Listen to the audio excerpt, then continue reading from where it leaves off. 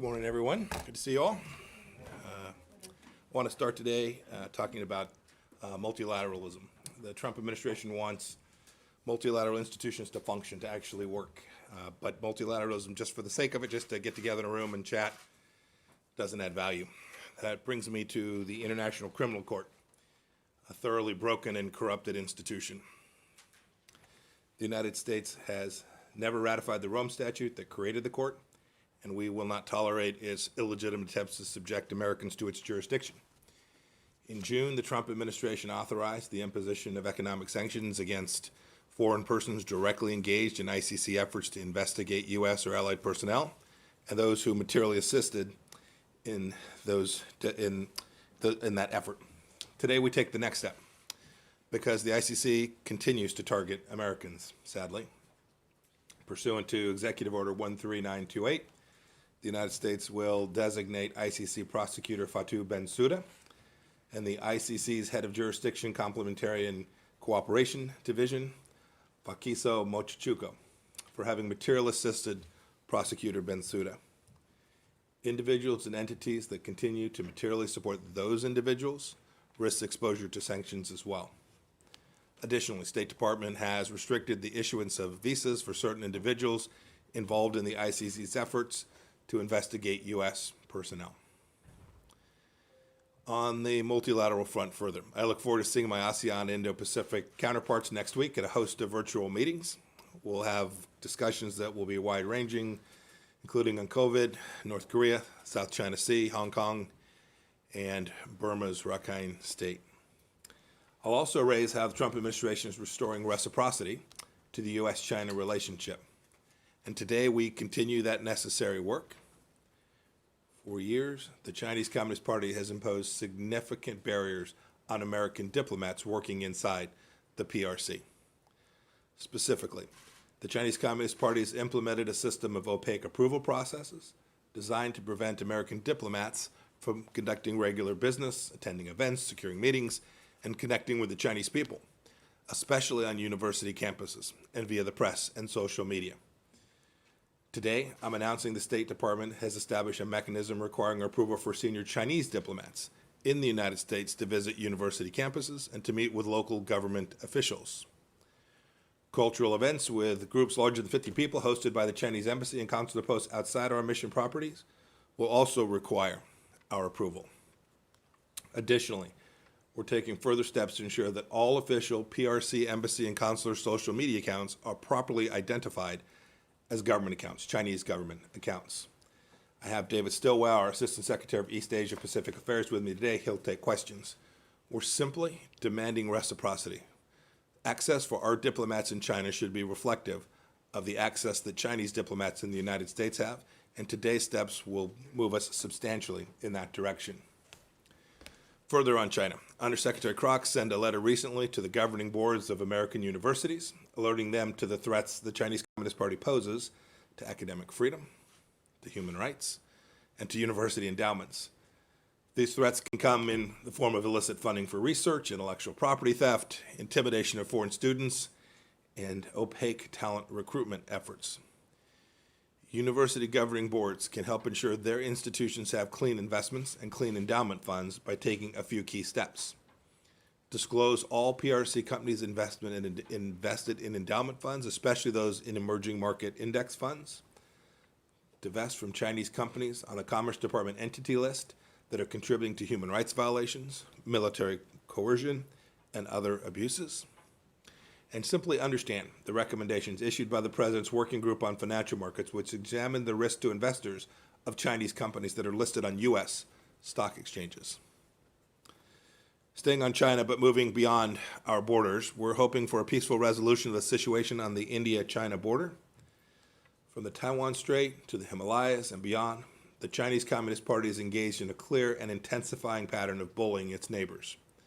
That bullying is also evident in the South China Sea. Last week, the United States imposed sanctions and visa restrictions on Chinese individuals and entities responsible for the CCP's imperialism there, doing things such as unlawful energy surveillance activities in the economic zones for ally the Philippines and other countries.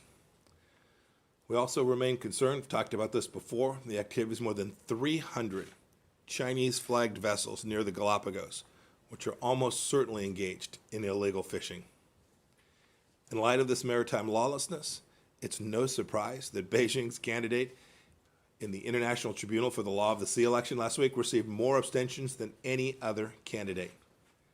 China is the most flagrant violator of the Law of the Sea Convention, and nations all across the world are registering their disapproval. We're also concerned about Chinese actions in Tibet in light of the General Secretary's recent calls to synthesize Tibetan Buddhism and fight splitism there. We continue to call upon Beijing to enter into dialogue with the Dalai Lama or his representatives without preconditions to reach a settlement that resolves their differences. We're also tracking the situation in Belarus closely. Deputy Secretary Began traveled there last week at my direction. Belarusians deserve the right to choose their own leaders through a truly free and fair election under independent observation. We demand an immediate end to the violence against them and the release of all who are unjustly detained, and that includes U.S. citizen Vitaly Cherishikov. We're closely coordinating, too, with our transatlantic partners and are together reviewing significant targeted sanctions on anyone involved in human rights abuses and oppression. Turning to the Middle East, where I just got back from a productive trip and where we have senior officials there today. The region is changing rapidly thanks to President Trump's leadership, building up ties between Israel and its neighbors. The Abraham Accords are clear proof of just that. So is the first ever direct flight from Tel Aviv to Abu Dhabi, which took place this week, and the first direct flight between Israel and Sudan, which I was honored to make during my trip. Additionally, at every stop, I urge my counterparts to stand united against the Islamic Republic of Iran's threats to the region, which leads to my next point. 40 years ago this month, the Iranian regime arrested 9 members of the Baha'i National Spiritual Assembly of Iran. No one has heard from them since. Sadly, we must conclude that these 9 individuals met the same fate as the more than 200 other Iranian Baha'is who have been executed for peacefully practicing their faith. We ask the international community, when will Iran's regime be held accountable for those crimes? In Africa, we welcome the news that Sudan's civilian-led transitional government initiated a historic peace agreement with several opposition groups. That's good news. They suggested to me when I was visiting them that would likely occur. Good on them. And here close at home in the Western Hemisphere, the United States candidate Mauricio Claver Caron is the right person for the presidency of the International Development Bank. The vote, currently scheduled for September 12th, should not be delayed. It should happen that day. And on Venezuela, 34 countries have now joined the growing international consensus in favor of a transitional government. More and more nations know that the fraudulent National Assembly election scheduled by Maduro for December 6th of this year will neither be fair nor free. We also call on free and fair elections in Haiti as soon as technically feasible. And with that, I'm happy to take a handful of questions today. Okay, let's start. Vivian? Yeah. Great. Aye. I wanted to ask you about your decision to address the RNC from Jerusalem. There was guidelines sent to State Department staff advising against participation in any partisan politics. And so what message does that send to the men and women of the State Department? Also, obviously, the House Foreign Affairs Committee has raised this issue as part of its complaint against you. And so if you can address all those issues, please. All I can say in my role as Secretary of State, I did this in my personal capacity. All I can say in my role as Secretary of State is the State Department reviewed this, was lawful, and I personally felt it was important that the world hear the message of what this administration has accomplished. Okay, Christina? Thank you. The yearly U.S. government China report, military China report came Yes, out yesterday. yesterday. It said that China intends to double its nuclear warheads in the next 10 years and grow its global and naval presence. How do you think the U.S. and its allies should respond, and what do you think is the most alarming trend of China's military? So what was in that report yesterday doesn't come as news to anyone who's been following this issue for the past years. This administration is the first one that has truly called out the Chinese Communist Party for this military aggression, this buildup that has undertaken, and then, of course, responded to it. We've done a number of things. First, the president's put the largest defense budgets in American history in front of Congress, and they've passed it, $700+ billion. 2 years running. So we're making sure that America has the tools it needs to respond to any threat, including threats that emanate from the Chinese Communist Party. Second, on particular pieces of this, I'll give you an example, the nuclear weapons. We have implored the Chinese to be part of our strategic dialogue. We've suggested it's in their best strategic interest, it's in our best strategic interest, it's in the world's strategic interest to reduce the risk from these most dangerous weapon systems. And we're in productive conversations with the Russian on this very thing. If the Chinese Communist Party is serious about participating on the global stage and being a nation of size and scale that is part of this community, then it has an obligation. When you build out a nuclear arsenal with the kind of missile testing, more missile tests in China last year than I think all Western nations combined. If you're going to be serious, you have to use those in a way that is consistent with how nations undertake their obligations under the nuclear proliferation treaties, and all those obligations, written, unwritten, signed, and unsigned, and then they should enter in these strategic conversations. Well, we want to make sure that the risk of using those weapon systems in particular is diminished, and we stand ready to have them join this conversation with the Russians. I hope that they will. Secretary, a deputy to President Erdogan just said that Washington partial lifting of arms held to Cyprus will agitate the conflict in the eastern of the Mediterranean. How do you respond to that, and how do you assess Turkey's influence in the Middle East? And on Lebanon, sir, if I can, the French president just wrapped a visit to Beirut. He met with all political leaders, yet we have Assistant Secretary David Schenker in Beirut, and he did not meet with any political leaders. Is this a message, and are you coordinating with the French on any initiative? So as for Lebanon, we're certainly in close conversations with the French. We shared the same objective. Ambassador Hale was in Beirut several weeks back now. He met with a number of political leaders. The objective is the same. Business as usual in Lebanon just is unacceptable. I think President Macron said the same thing. This has to be a government that conducts significant reforms, real change. It's what the people of Lebanon are demanding. And the United States is going to use its diplomatic presence and its diplomatic capabilities to make sure that we get that outcome. I think the French share that. I think the whole world, frankly, sees the risk. Look, the risk stares you in the face. Missile systems, precision-guided missions that the Hezbollah holds in the south. We all remember the history of Lebanon. Everybody disarms but Hezbollah. This is the challenge that is presented. And so those people who are either part of that or are playing footsie with Hezbollah should know that that's not productive. It's not what the people of Lebanon want, and it's not what the regional security situation demands. So I'm confident that the United States, the French, and all of us who are working there on the ground, both to meet the immediate needs and the result that flowed from the explosion that took place now several weeks back, as well as the longer-term challenges that are presenting in Lebanon. We'll all work on it together. And on Turkey? You asked about the decision we made yesterday, or announced yesterday, with respect to Cyprus.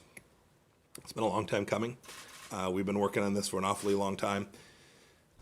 We know that this decision was announced in light of heightened tensions in the Eastern Mediterranean, but we thought it was the right thing, and so I made the decision we would move forward with it on the timeline that our decision was reached. President Trump's been in conversations with President Erdogan. He's spoken to the Prime Minister in Greece. We're urging everyone to stand down, to reduce tensions, and begin to have diplomatic discussions about the conflicts that exist there in the Eastern Mediterranean, the security conflicts, the energy resource conflicts, the maritime conflicts.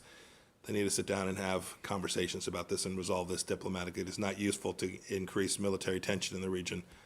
Only negative things can flow from that. Thank you, sir. I'll take a couple more. Okay. Thanks, Mr. Hi. How do you justify the U.S. not joining the WHO-led COVAX effort to provide a vaccine globally when more than 170 other countries have joined?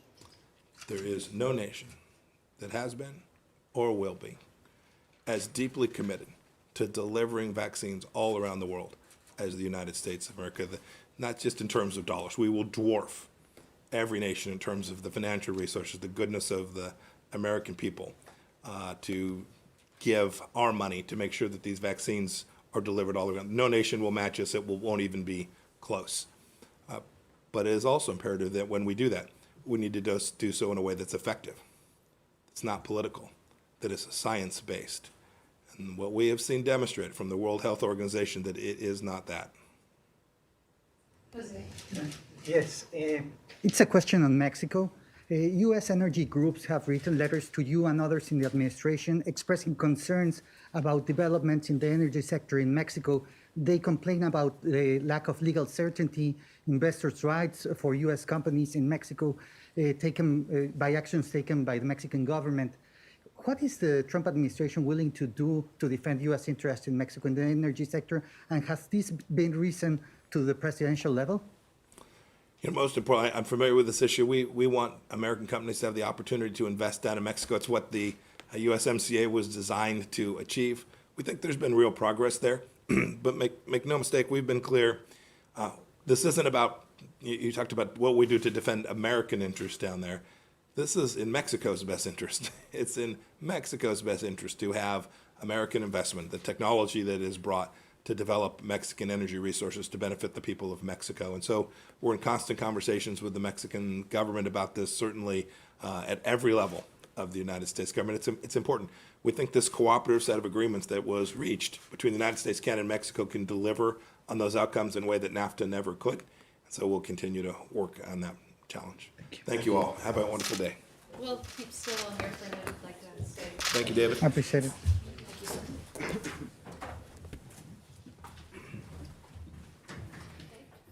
Okay. Let's try to get to everybody who hasn't gone yet. Yeah.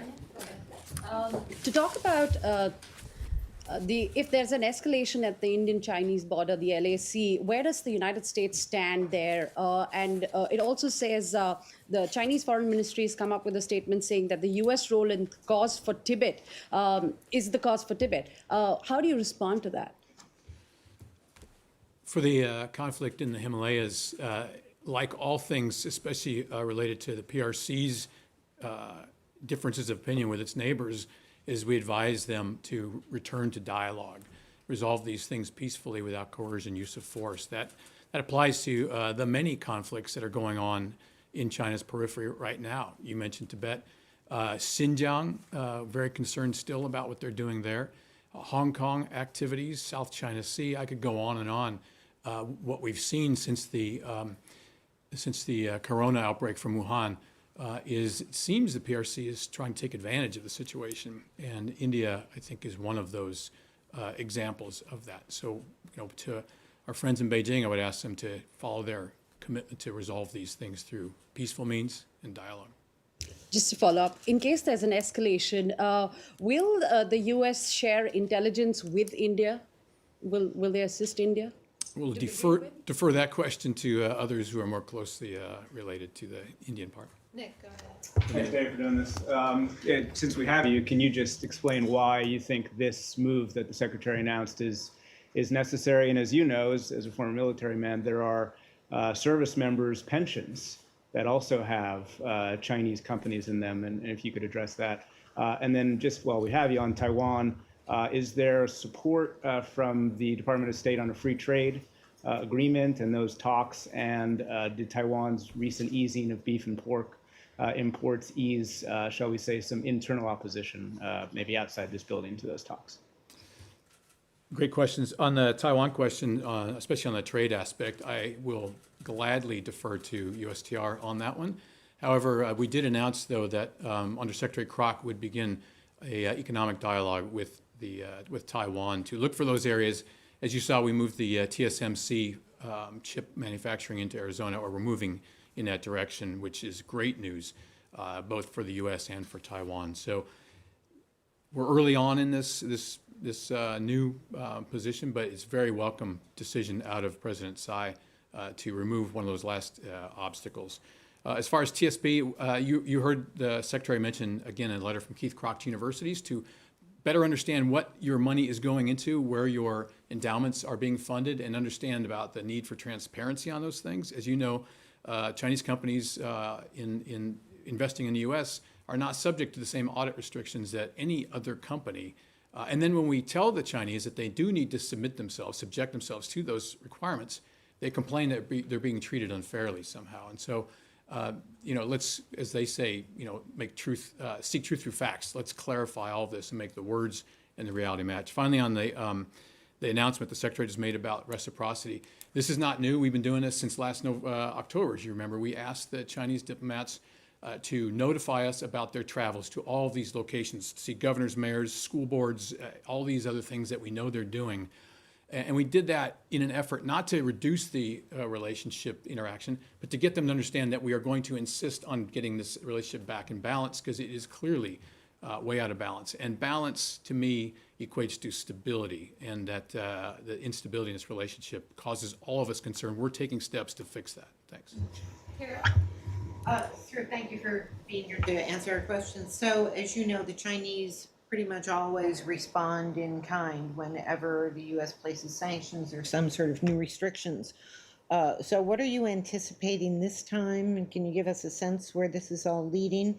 And are you already starting to prepare some particularly stiff sanctions to be enforced after September 20th, since they've made it clear they will not go along with UN sanctions on Iran? Let me talk to the anticipated PRC response. I depend on you all, I mean that sincerely, to help people understand that what they're doing is grossly out of proportion to our simple desire to balance this relationship. And so we've seen both. We've seen sometimes where they have understood that this was long overdue, and there's been no response. And especially in terms of media, they have taken some very unfortunate steps of late, and they continue to do things to media in the PRC, especially those reporters who understand what's going on, those with language skills, and those who investigate issues they would rather not the world not know. Finances of elites got New York Times and Bloomberg in big trouble when I was out there in 2011, 2012. Most recently, the Wall Street Journal published a very balanced op-ed that was titled "Sick Man of Asia," and that they bounced 2 Americans and an Australian for that. And so if there's concerns about reciprocal, what they call reciprocal retaliation is a better word, let's make sure we paint a very clear picture of what they're doing, what that real balance looks like. You know, there's 150 or more Chinese diplomats here. They're Chinese state media folks who work for the Ministry of Propaganda here in the U.S., operating, without restriction. And there's only a handful of American journalists left in China right now. Let's paint that picture so everybody understands what we're talking about. Thanks. Can you comment on the possible impact of China blocking the export of artificial intelligence and its fallout with the possible sale of the American branch of TikTok? And also, are you concerned about the announcement that there are going to be increased COVID tests throughout Hong Kong? Apparently, there's concern among activists that this will be used for DNA collection. To your second question, I can't speak to what the intentions are in Hong Kong. I have noted folks in Hong Kong are they have concerns, as you would imagine. Both your questions are related because they deal with information and China's collection of that. For an analog, though, I would point you back to before we had the so-called vocational training centers, the Uyghur internment camps. We had mass genetic testing, and it was masked. It was portrayed as health checks for Uyghurs. And say they were collecting DNA on Uyghurs under the guise of doing health checks. So given that example, I think the Hong Kong people are rightly concerned. And then as far as the TikTok and AI, again, I'm not an expert on tech, but I do know that information is the new currency. It's like oil. It's something everybody can use and needs and all that. But in a country that does run under the auspices of rule of law, I think people can trust that their information will be used for good things and not for nefarious outcomes. The PRC doesn't have that reputation. We know what they do with information. They target individuals with it. It's the greatest state security apparatus anybody's ever seen. Anybody's been there, every street corner, not just one camera, it's got like 8 on every corner. And so we know that we use facial recognition and all those things to affect your social credit score, to affect your ability to get a job or put your kids into school. So I think the Hong Kong people are rightfully concerned. Anybody else? Can I just follow up on that? Just to try and get to TikTok specifically. I know that there's only so much you can say, but as Kim mentioned, the Chinese changed the export rules over the weekend, and it seems that may stop a sale to a U.S. company. Do you believe that the Chinese are trying, or do you believe it will stop a sale to a U.S. company in the sense that the new rules essentially require ByteDance, the parent company, to seek approval first? I think there's two forces at play here. Obviously, the Chinese desire to prevent the U.S. from protecting itself by making sure that this software operates. I mean, we're not the first ones. Remember, India led off with this, and I think there are over 60 right now apps that are not available for use in India for the right reasons. I will point to the irony, though, of the Ministry of Foreign Affairs spokesperson using Twitter to say it's completely out of bounds for the U.S. to block apps, Chinese apps in the U.S. on our own Twitter accounts. But all that is to note that, again, I can't speak to the exact details, but there's an economic versus security balance here that we all have to deal with. And allowing the sale would allow the profits and all that to continue, whereas blocking the sale, obviously there's a financial loss, but for the Chinese that should hopefully dampen their decision. I'm going to attempt to try the dial-in, see if it's working this week. We have Charlotte Luthbertson from Epic Times. Is our dial-in working? Charlotte? Thank you.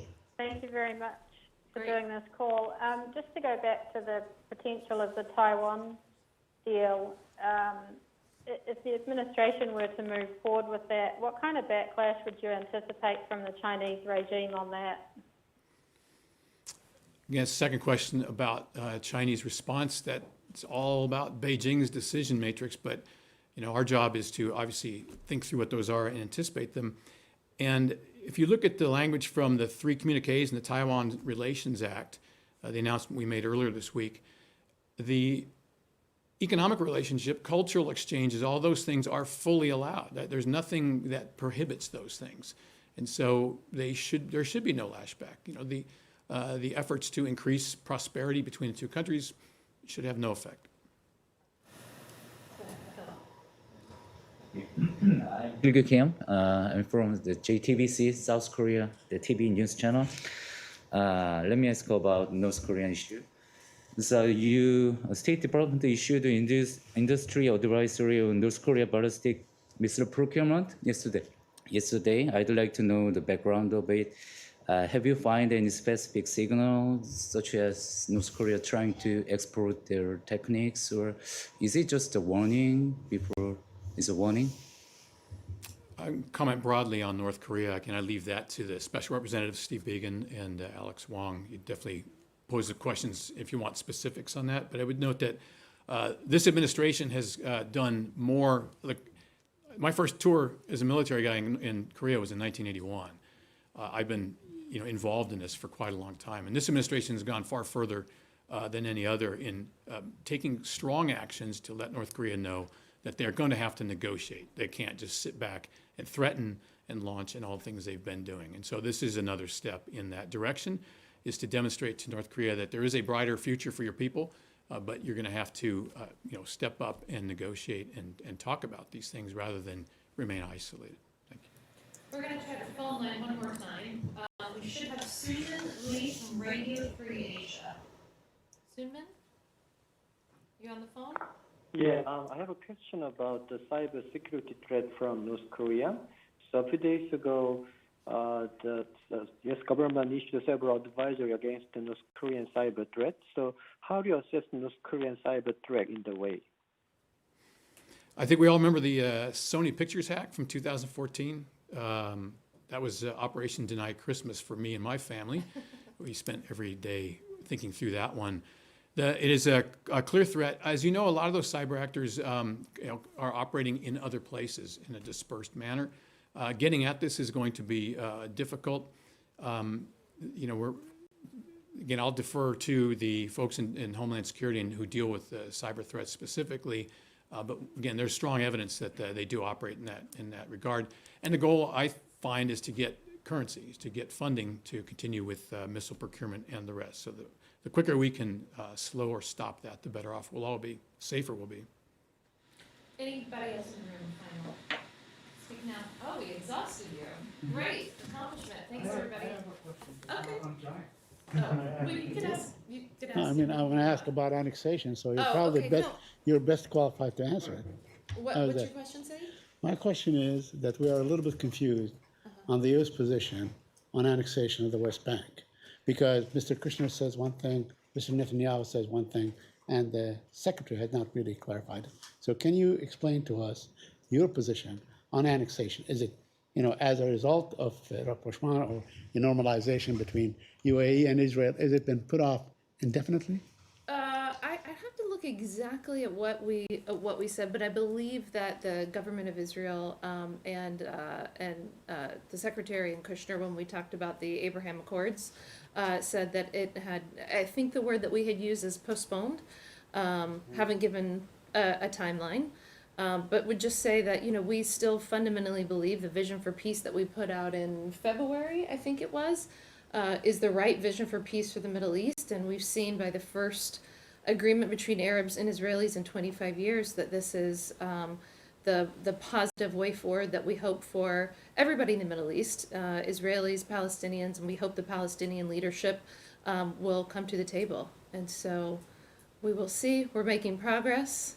And it was, as the secretary said earlier, it was quite an honor and experience to be on the first flight last week, the first nonstop flight from Israel to Sudan. So that was a great moment. Okay, thanks, Saeed. Thanks, everybody. Have a great day. Thank you.